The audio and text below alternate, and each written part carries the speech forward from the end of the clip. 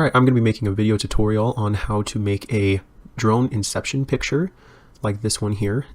And I'm just going to go through the quick processes on how to make it. I'm not going to do it completely 100%, but I'm going to do it so that you can get started on your own. Alright, so I was given a couple of pictures like this and a couple of other ones just so that I could stitch them together so that I can make them into its own drone inception picture. So I'm going to see what I can do so I can get that started. So the first thing you want to do is going to make layers out of each of these pictures. So for these, you're going to make a layer out of each of them. It's going to be mainly just like a strip. I'm going to do that in just a second. But the first thing you're going to do, let's say you have a person right here on the subject line. You're going to have the person right here. So you're going to make that the main subject. So you're actually going to want to make this its own layer, because you don't, when you're transforming the different layers, you're not going to want to warp the subject. Otherwise it's going to look weird. So what you're going to do is you're going to take your selection tool and you're actually going to select your subject here and your subject here. And I already did that for you. I already layered it. So it's actually just right here. So what I'm going to do is I'm going to take that, and I have made myself a canvas that is big enough to hold all the layers that I'm going to make here. So I'm going to take this layer and I'm going to move it over to our canvas. Boom, first layer. And I actually took the subject out here. It's not perfect, but I actually took the subject out here. I just photoshopped it out. And what I did, because I wanted to make this its own layer, I actually took the time to make it its own layer right here. What I did was so this is what the layer looks like. So I actually took this out right here. The reason why is because I didn't want to go all the way out to where the train tracks converge, because right here you can't really work with it. It's not, because you're going to be wanting right here, and this is where the next picture is going to be coming in. So what I did was I took this layer right here. I took the trees as well so that you could have some background. So we're going to take that layer and move it to our canvas. And we're just going to make this in front so that the subject is in front. All right, so our next layer is going to be this. It's going to be slightly higher, and this is taken with a drone. All these pictures are taken with a drone. The second layer is going to be something similar. So what I'm going to do is I'm actually going to take something, it's kind of like a barbell shape. If you notice, it's going to look more of like a barbell shape because I'm going to take less of the track and more of the side so that I could, when I transform them together, as you can see in just a moment, it's going to look better. So taking that out, I took this. And the reason you don't want a straight line is because it's going to look completely noticeable when you make a straight line. It's going to look completely like you just stitch them all together and it's just going to be straight lines going across the entire picture. So I took this layer and I'm going to move this to the canvas. And I'm just going to leave this right here for now until I get all of them. So the next layer, let's see. Yeah, the next layer is going to be the same thing. It's going to be this barbell shape. It's going to be more of the side right here. And it's going to have just a little bit of the railroad or the leading lines of whatever you want your picture to be. So I'm going to do the same thing. I'm going to move this and I'm going to move this over to our canvas. Our next layer is going to be slightly higher. So what I did was I kind of did the same thing. I took the lines, and once again, I didn't make it so that it was completely straight. I kind of just jagged and edged just so that it could blend into the background better. So from that, I took that. So I'm going to take this layer and move it to our canvas. Our next one is going to be something just like it. And this one I took this, because now that we're getting into the more up above the bird's eye view, you could actually take more of the railroad because it's going to start making parallel lines. So this is almost parallel. So you can start using that a little bit more. And I took this out. I took the road out so that you can merge it with this one that I'll show you in a second. So I'm going to take this layer and move it to our canvas. And now the final layer is going to be the same thing. I'm going to actually take all the way in the corners and I'm going to go all the way to where the last layer ended.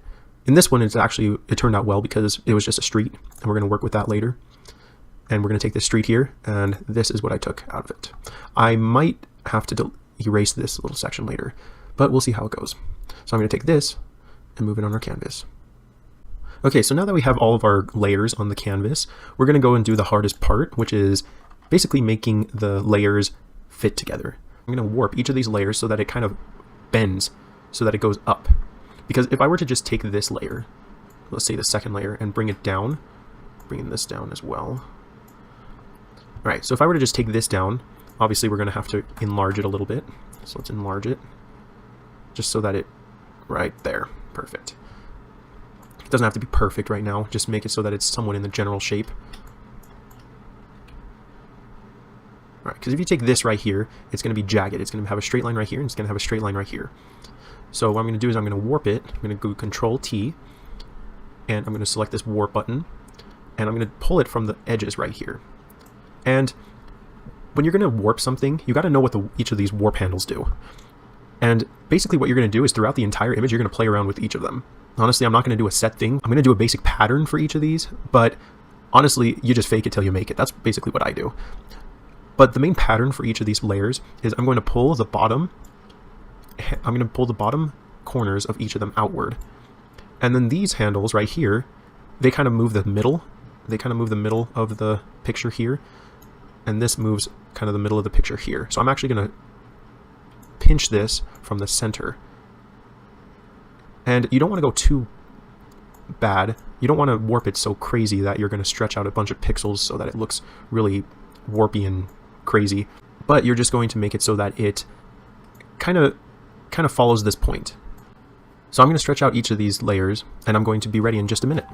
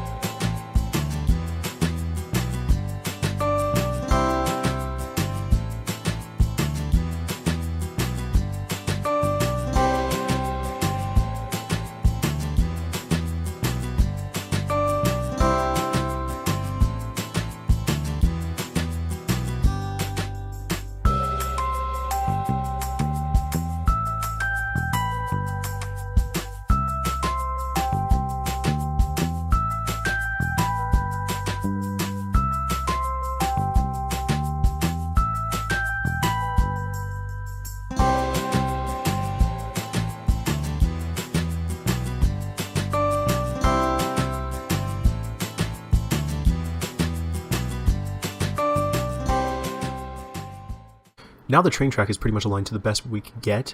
There's still other parts of the picture that we cannot align right now. It's just based on the perspective of the picture, such as this path right here.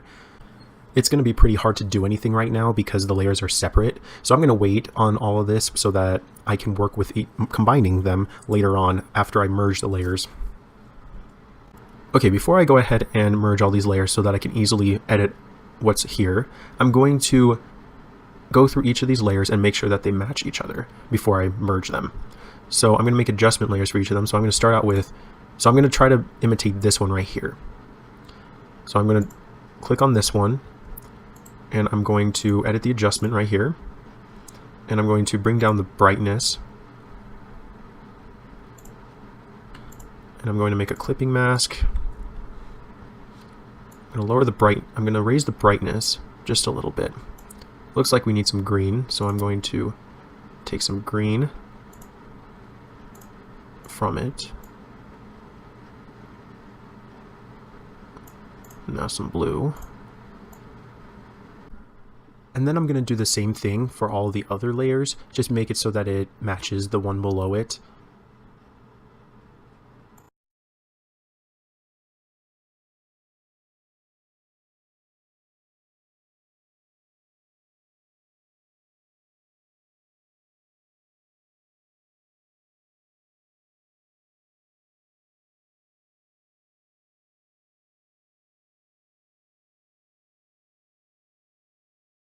Alright, so now that we have our picture, all of our layers in the same color scheme, I'm going to go ahead and actually merge all of these. I know it's kind of a no-no when it comes to photoshopping. I know there's a lot of other things that you can do besides it, but it'll work. So now it's going to be one layer. Now I'm going to go through the image and just make sure everything makes sense. I'm going to mainly use my clone stamp tool and my healing brush tool. Those are my two favorite. It really doesn't matter what you use, just as long as you do some basic touch-ups with the lines. Make sure that you get rid of any imperfections. Make sure everything lines up perfectly, just to the best that you can.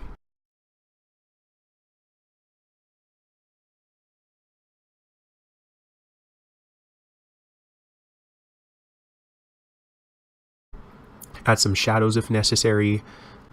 Another thing that I like to do just before I end is just give it a cinematic tone to it. I like to give it some blue. I like to raise the contrast, maybe lower the vibrance a little bit, kind of give it that movie poster look to it. Obviously, there's many things that I could have done to perfect this picture, but just for the sake of this video, I just kind of showed you the basic things that you need to do in order to make this the best that you can do. So good luck, and thanks for watching.